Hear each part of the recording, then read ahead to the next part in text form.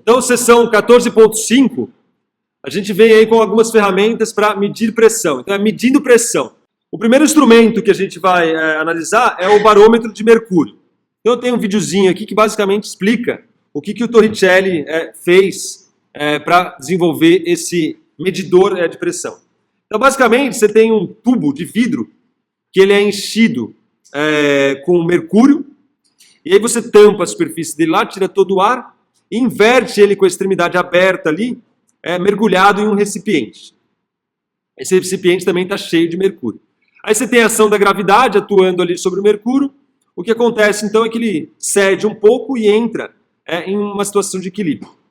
Na parte superior, como não tem nada, né, não tinha nada, você tem ali um vácuo, né? Basicamente você tem no máximo vapor de mercúrio, que com a temperatura ambiente exerce muito pouca pressão. Então a pressão interna ali, dentro desse tubo, ela é zero, tende a zero devido ao vácuo presente. E a pressão atmosférica ali externa, né, ela tende a compensar a força-peso do mercúrio até chegar numa situação de equilíbrio. A fim da gente entender quantitativamente esse experimento, a gente faz uso da nossa expressão já conhecida. Então, vejamos a nossa figura. Então está aqui o barômetro de mercúrio. A ideia é a gente fazer uso da expressão que a gente já determinou, onde P2 é igual a P1 mais ρg Y1 menos Y2. Como usual, a gente escolhe aqui, né, na interface entre o ar aqui e o líquido, o nosso Y igual a zero. Então essa interface em mercúrio-ar é o nível 1. E o nível 2 é a altura aqui da coluna de mercúrio. Então daí a gente tem que o meu Y1 é igual a zero, que é esse primeiro nível aqui, o nível 1. A pressão nessa altura 1 é exatamente a pressão atmosférica aqui, que são as colunas de ar atuando aqui, né? Então você tem a pressão atmosférica. A pressão 2 é aproximadamente igual a zero, porque a gente tinha um vácuo, né? Então ela tende a zero. E o meu Y2, ele é positivo, porque é para cima aqui, né? E ele vale, então, H. Com isso, então, substituindo, eu tenho que zero, que é o meu P2. Tá aqui, né? Esse aqui é o meu P2, só para enfatizar. P2 que é igual a zero. Isso aqui é igual à pressão atmosférica, mais ρg, o Y1 vale zero, menos H. Ou seja, eu consigo tirar a pressão atmosférica simplesmente calculando essa altura aí. Isso aqui me dá ρgh. Note que tinha menos, mas aí passa para o outro lado lá, né? Fica com sinal positivo. Então isso aqui me dá a pressão atmosférica, se atentando aqui que esse ρ aqui é exatamente a densidade do mercúrio, né? Então é a massa específica do mercúrio. Não vale confundir, achar que é do ar, né? Não. Quem está exercendo a pressão aqui, né, a fim de equilibrar a pressão atmosférica, é o volume de mercúrio, né? Então é a massa específica do mercúrio que entra na minha expressão. Note que dada uma pressão externa fixa, a altura H da coluna de mercúrio não vai depender dessa área de seção reta aqui do tubo vertical. Dada uma pressão atmosférica, a altura H não vai depender se isso aqui é muito fino ou é muito grosso. Foi exatamente a discussão que a gente teve aqui. Se você aumentar a área do tubo, você, consequentemente, vai ter que aumentar a força, que é para que a pressão seja a mesma. Aumentar a força faz com que a coluna seja exatamente a mesma, a altura, para que você tenha uma força maior e proporcional. Dobrei a área, dobro a massa, dobro a força. A altura fica a mesma.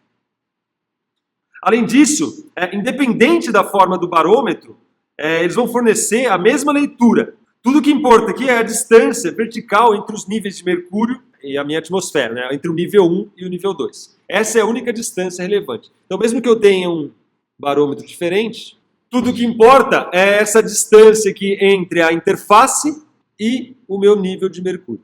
Independente da forma, essa distância aqui é que vai te dar a diferença de pressão. A pressão atmosférica só vai depender dessa diferença de altura vertical. Pela expressão, a gente tem que o P0 é igual a ρgh, e a gente nota então que para uma dada pressão, a altura da coluna de mercúrio depende do valor da gravidade. Então, dependendo de onde você colocar o seu barômetro, a altura da coluna pode ser diferente, porque a gravidade pode ser diferente, mesmo que você tenha a mesma pressão atmosférica. Então, a altura da coluna, em milímetros, ela é numericamente igual à pressão torr apenas se o barômetro tiver numa gravidade igual a 9,80665 metros por segundo ao quadrado e se a temperatura do mercúrio for 0 graus Celsius. Então, nesse caso, a altura dessa coluna vai ser exatamente igual a 760 milímetros. Caso contrário, se você tiver uma gravidade diferente, tiver uma temperatura diferente, né, a fim de mudar um pouco aqui a massa específica do mercúrio, isso faz com que essa coluna não tenha exatamente 760 milímetros. Pode variar um pouquinho. Isso aqui, se lembre que é o meu 1 torr. Naturalmente, né, se as condições elas não forem satisfeitas, pequenas correções então precisam ser feitas aí para que a altitude aí, né, da coluna, a altura da coluna de mercúrio, ela possa ser lida como pressão.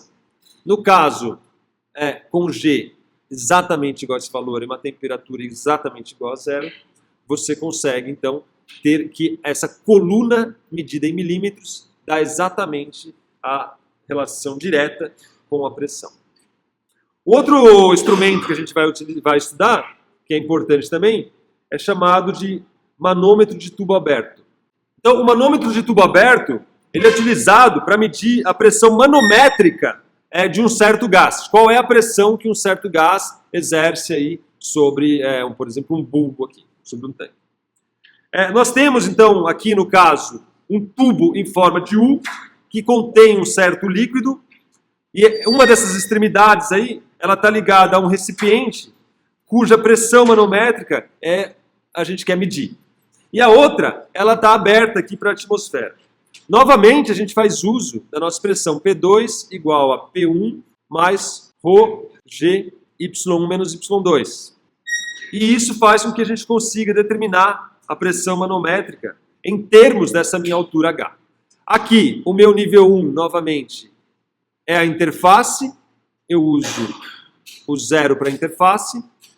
A pressão aqui é a minha pressão atmosférica. O Y2 agora é o nível 2. Note que o 0 está aqui e o positivo é para cá. Então, o meu Y2 é menos H. Esse aqui é a minha altura no nível 2.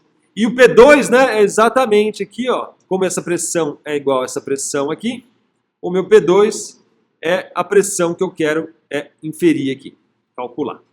Essa é a pressão no nível 2. Não é exatamente o que a gente chama de pressão manométrica, porque eu tenho que desconsiderar a pressão atmosférica. O PM aqui é o que eu estou chamando de pressão manométrica, que é a pressão no ponto P a menos da pressão atmosférica.